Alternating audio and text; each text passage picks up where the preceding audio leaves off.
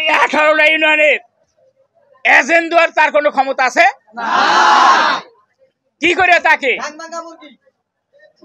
Nomination দেওয়া হইলো? কি চক্রান্তের উপরে দেওয়া হলো? কিসের বিনিময়ে দেওয়া হলো?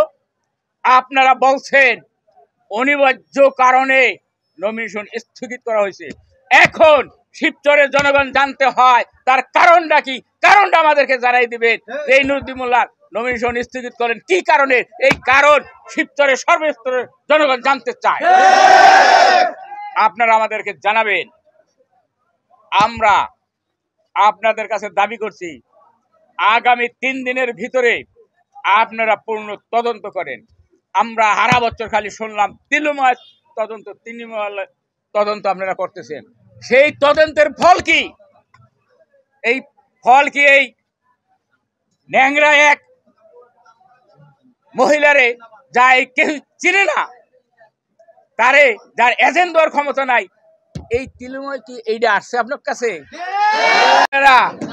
আপনাদের খেয়াল খুশি আজকে বললেন নমিনেশন দিলেন, কালকে আপনারা আরেকজনের কথা স্থগিত করে দিলেন। আমাদের কেন্দ্রের কি কোনো হাল ধরার লোক নাই? কি বিষয়টা কি আপনাদের?